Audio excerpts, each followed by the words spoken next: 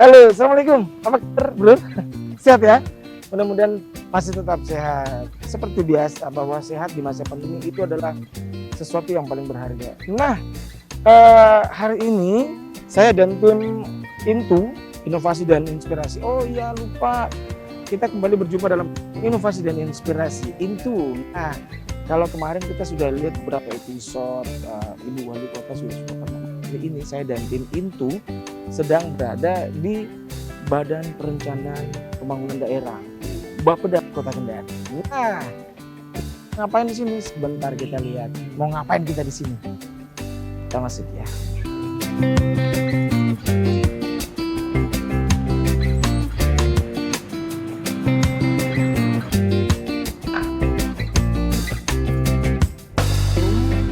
Selamat pagi, Bapak. Maaf, Ibu. Mau ketemu sama Pak Kepala Bapeda ada? Ada. Boleh ketemu tidak? Boleh.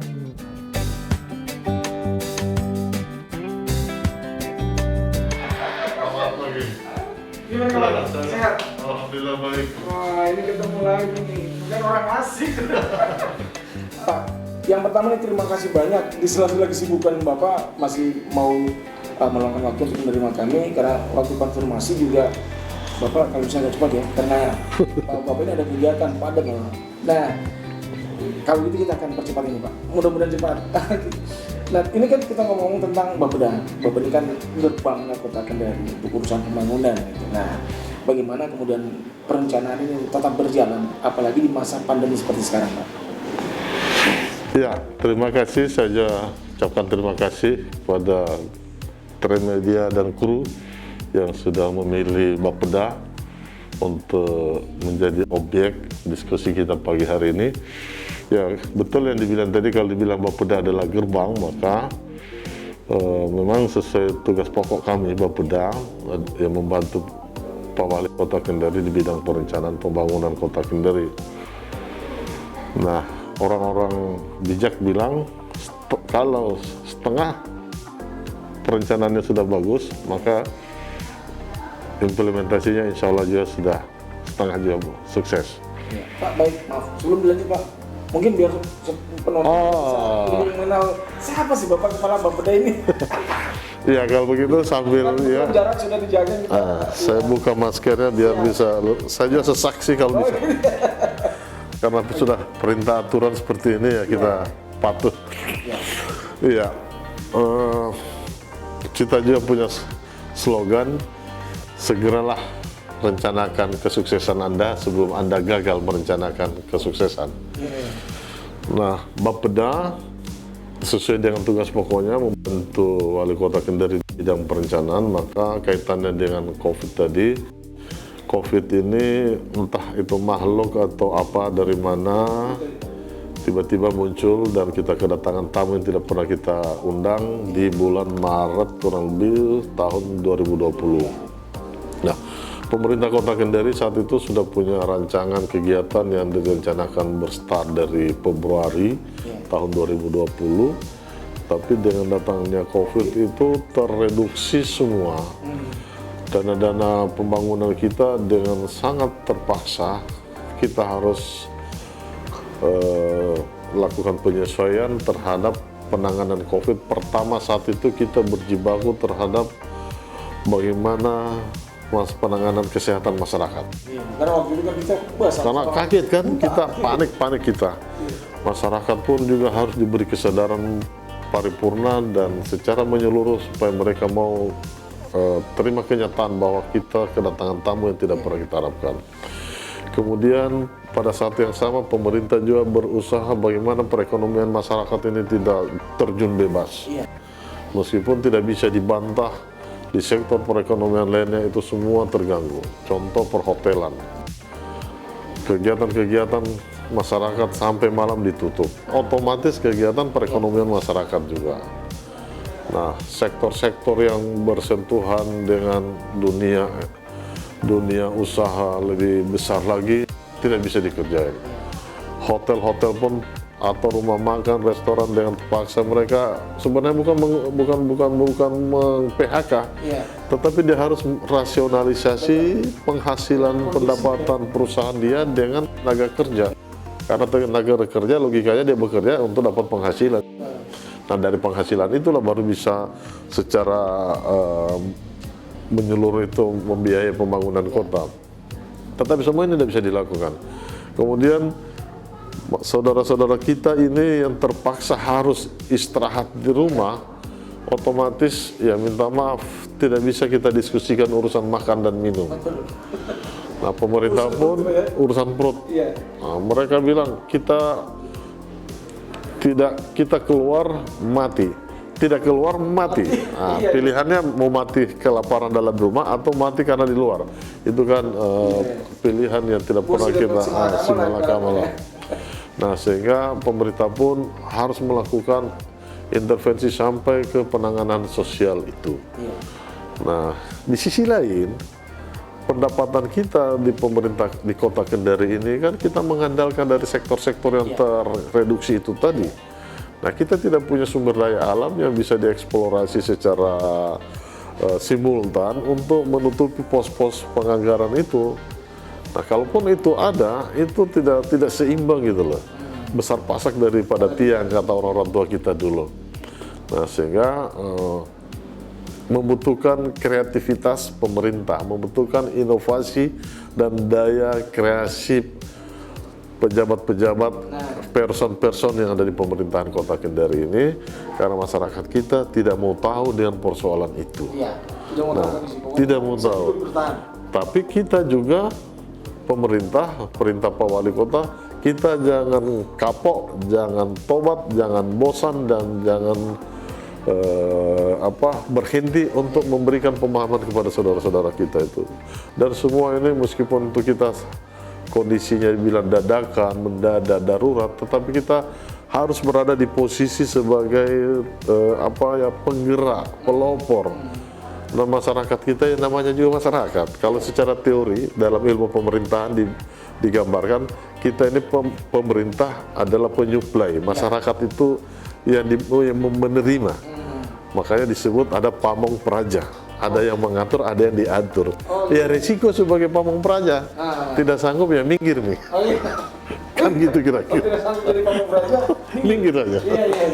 Nah, karena masyarakat dia tidak mau tahu aja kita punya persoalan. Nah, di sisi lain pemerintah pusat langsung mengambil kebijakan untuk menghentikan suplai anggaran yang dari pusat. DAU kita dipotong. Dan semua itu dana-dana pembangunan di standby-kan untuk menangani tiga sektor tadi itu. Direlokasi jadinya? Iya, relokasi. Kita sebut seperti itu, refocusing. Refocusing, ya. Untuk penanganan ekonomi, kesehatan, dan sosial. Karena saat itu kan sibuk perdebatannya. Dahulu mana, ekonomi atau kesehatan? Kesehatan dulu atau ekonomi? Ekonomi dulu, kesehatan. Nah, kalau kita diskusinya, kapal tenggelam, Pak. Nah, Pak, ngomong tentang itu kan, yang paling terdampak memang ekonomi yang paling terdampak sekali. Nah, kemudian kan oleh Bapeda ini ada menciptakan Kendaripreneur gitu, yang kemudian menaungi seluruh UMKM. Nah, itu idenya dari mana, Pak? Kendaripreneur itu adalah kesepakatan yang disepakati antara pemerintah selaku penyedia jasa pelayanan kepada publik dan masyarakat dunia usaha, khususnya saudara-saudara kita yang bergerak di sektor UMKM. Seperti saya gambarkan tadi, perhotelan misalnya, restoran, rumah makan dan Indonesia usaha yang besar-besar itu sangat terganggu dengan kehadiran ini. Di sisi lain, ada sektor yang eksis, itu dunia usaha yang di bidang UMKM. Bahkan banyak pengusaha-pengusaha besar yang bergerak di bidang perekonomian cukup besar itu beralih ke situ. Dan mereka berprinsip kecuali tidak ada yang orang makan, tidak ada yang orang minum, baru kita juga terganggu. Sepanjang ada orang makan, ada orang minum, maka usaha mereka eksis. Nah, melihat semua ini, sejak anjuran pemerintah pusat, Pak Wali Kota saat itu yang mendiskusikan dengan tim Pemkot, dan tercetuslah ide itu disebut Kendaripreneur. Sesuai dengan filosofi namanya, itu ingin bagaimana jiwa wirausaha yang ada di saudara-saudara kita di tingkat akar rumput itu, di lapangan sana, itu ada di kita, di jajaran birokrasi pemerintah Kota Kendari. Artinya jajaran birokrasi pemerintah Kota Kendari juga memang terkoreksi secara signifikan dengan COVID itu. Karena kita terbiasa misalnya, minta maaf dalam tanda petik ya, bekerja sesuai dengan SOP yang sudah ada, tupoksi yang sudah ada, yang diikuti dengan penganggaran yang sudah disiapkan. Nah, semua ini tidak ada, hilang jadinya. Rapat pun kita dilarang, tidak boleh. Perjalanan dinas keluar daerah apalagi tidak boleh. Mau kemana kita? Nah, di sisi lain, saudara-saudara kita di sana, mereka yang dalam tanda petik ini sebagai rezeki gitu loh. Karena faktanya mereka bisa eksis. Nah, inilah peluang ini yang ditangkap oleh pemerintah Kota Kendari. Oh, insya Allah kita masih bisa hidup di Kendari. Tidak tahu kalau daerah lain. Kalau Kendari seperti itu, maka diwadahilah saudara-saudara kita semua ini yang datanya itu sekitar 4.000-an UMKM di Kota Kendari. Itu menurut data teman-teman di Dinas Perdagangan sekitar itu. Nah, saat itu dirumuskanlah di sini, di tempat, di meja ini kita beberapa kali bertemu, beberapa pelaku usaha di Kota Kendari, kemudian ada tenaga ahli Pak Wali Kota Kendari di bidang sektor keunggulan daerah, kemudian organisasi dunia usaha. Di sini beberapa kali rapat, di rumah jabatan kita rapat beberapa kali, dan tibalah puncak. Panjang Pak, karena kita untuk menyatukan persepsi orang, banyak orang ini kan tidak mudah Pak. Utamanya teman-teman di Pemkot sendiri, OPD itu ada Bapedanya, ada perdagangannya, ada dinas pariwisatanya, ada inspektoratnya, ada Kominfo. Ini harus semua saling bersinergi Pak. Karena kalau tidak, jangan sampai malah kita diketahui oleh masyarakat kan gitu kan. Nah, sehingga saat itu puncaknya di launching lah, disebut Kendaripreneur. Nah, kebetulan sekarang ini Kementerian Dalam Negeri sama dengan yang kami lakukan di Pemkot ini, kita belajarlah dari ide-ide yang ada di kementerian. Bagaimana mereka ini kementerian untuk menggugah sekaligus untuk menstimulir ini daerah-daerah supaya tidak jenuh dengan keadaan ini, maka dibuatlah lomba inovasi oleh Kementerian Nasional. Nah, kita Kota Kendari ikut berpartisipasi, dan tahun ini kita coba dorong ini Kendaripreneur, dan menurut kami insya Allah patut kita ajukan sebagai itu lomba. Gitu. Dan akhirnya sekarang mungkin UMKM terasa kayak kami tidak ditinggalkan gitu ya. Kami tetap dilihat, diawasi, bahkan dijaga gitu. Nah, lebih tepatnya seperti apa sih cara kerja benar-benar ini Pak kepada UMKM itu? Iya, insya Allah kesan itu yang kita mau hilangkan. Jangan sampai ada, karena kehadiran pemerintah Kota Kendari ini, Pak Wali Kota selalu ingatkan kepada kami, bahkan Pak Wali tegas, saya tidak mau dengar lagi COVID jadi alasan dalam hal pemberian layanan kepada masyarakat. Kenapa? Karena masyarakat sudah cukup capek, berbulan-bulan ditahan di rumah, tidak boleh beraktivitas seperti dulu, ibadah pun dibatasi. Bahkan kita yang Muslim, saya kebetulan Muslim, minta maaf, sholat Id, Idul Fitri, Idul Adha harus di rumah, sholat Jumat ditiadakan. Ini kan buat orang-orang tua kita terutama, itu kan mungkin sejarah sakral dan sejarah hidup, dalam sejarah hidupnya belum pernah terjadi. Nah, tiba-tiba harus itu kita alami, Dan inilah tugas kita. Nah, sehingga kehadiran pemerintah di situ tetap dirasakan, dan saat itu bantuan sosial juga dari pemerintah kota, termasuk anak-anak kita yang mau pulang ke kampungnya tidak bisa. Kita saat itu bulan puasa diantarkan ke rumah-rumah kos. Oh iya, Saat itu tidak boleh. iya, karena boleh mudik. Nah, otomatis mereka ini mau pulang ke rumah ke orang tua tidak bisa, tunggu suplai dari orang tua. Syukur kalau ada.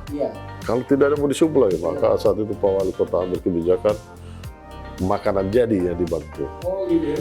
Nah, makanan jadi ini dipesan pada UMKM yang ada di Kota Kendari. Nah, kan banyak nih kebutuhannya ribuan kan. Nah, dibagi-bagi UMKM ini. Nah, itulah yang diakomodir, diorganisir oleh pemerintah Kota Kendari supaya tidak muncul lagi, jangan sampai malah ini sumber masalah buat sesama UMKM. Maka kita lakukan pendekatan seperti itu melalui Dinas Perdagangan, mengajak teman-teman dan diverifikasi. Jangan sampai juga ya namanya manusia, Pak. Kita jangan sampai ada memanfaatkan keadaan, tetap harus diverifikasi. Nah, sehingga kehadiran Kendaripreneur ini dianggap sebagai solusi yang bisa mewadahi saudara-saudara kita itu. Dan ada media jembatan antara UMKM dengan pengusaha-pengusaha besar.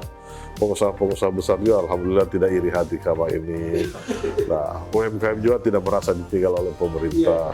Pemerintah pun kita merasa nyaman karena saudara-saudara kita yang terorganisir dalam UMKM ini kita tetap, dan kita kegiatannya itu setelah saat itu dilakukan launching, ada dashboard untuk UMKM.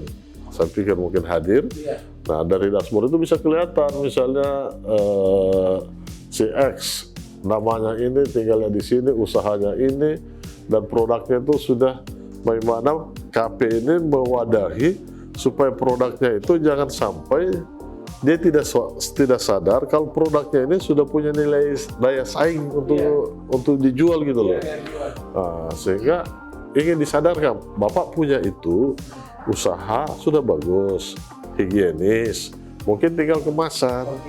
Nah, kemasannya ini dibantu di branding gitu loh. Nah, dan ini kemudian mereka dilatih juga, KP melatih, dan ada mentornya. Nah, itulah kira-kira. Nah, sehingga mereka pun bisa, oh iya ya ternyata kita selama ini kan, oh ya minta maaf saja kita apalagi di Kendari ini kan kadang misalnya komoditi mete misalnya, ya kan di sini ada. Tetapi hanya kita tahunya beli mentah, tapi kalau sudah dikemas bagus-bagus, diapakan, digoreng atau diapa, bisa jadi lebih bernilai ekonomisnya lebih tinggi ya kira-kira. Banyak faktor kan? Iya gitu. Membuat komoditi itu kemudian dibuat nilai jualnya lebih naik. Nah, Betul. Pak, di zaman pandemi juga perkembangan zaman teknologi juga kan itu tidak bisa kita pungkiri, Pak. Kita harus tetap ada di antara itu. Nah, bagaimana kemudian dengan penerapan digitalisasi di Ya, kalau kita khususnya Bapeda tadi kita internal Bapeda sendiri, tetapi kemarin kita juga sudah dorong untuk ikut lomba inovasi tingkat nasional. Tetapi dari parameter yang ada kita masih penuhi dulu, lengkapi. Kita masih ikut ke yang ada di pemerintah kota seperti layanan terintegrasi Kendari atau Laika. Kemudian kalau yang secara lebih besar lagi ada kita ikut dari tingkat nasional sesuai Permendagri 90 tahun 2019 itu di SIPD. Nah, internal kita sendiri setelah saya di Bapeda saya melihat komunikasi Bapeda dengan OPD termasuk kecamatan, kelurahan dan sekretariat DPRD Kota Kendari itu cukup intens. Nah, di sisi lain kita dihadapkan dengan personil yang terbatas, waktu juga teman-teman yang terbatas itu untuk melayani itu cukup padat dan sempit waktunya untuk melayani person to person. Nah, sehingga saya coba menawarkan ke teman-teman kita buat aplikasi, kita sebut aplikasi Lulo. Layanan umum layanan unggul lewat online. Lulo ya. Lulo itu mencerminkan kearifan lokal yang menggambarkan kekuatan, keeratan, dan tidak bisa terjadi tari Lulo itu kalau tidak saling bergandengan tangan. Insya Allah dari filosofi itu akan muncul inspirasi kebersamaan untuk mencapai tujuan bersama tanpa harus mempertentangkan peran masing-masing. Oke, ini kita ke ruang apa? Ini ruang sekretaris, Oh, ruang sekretaris. ibu sekretaris.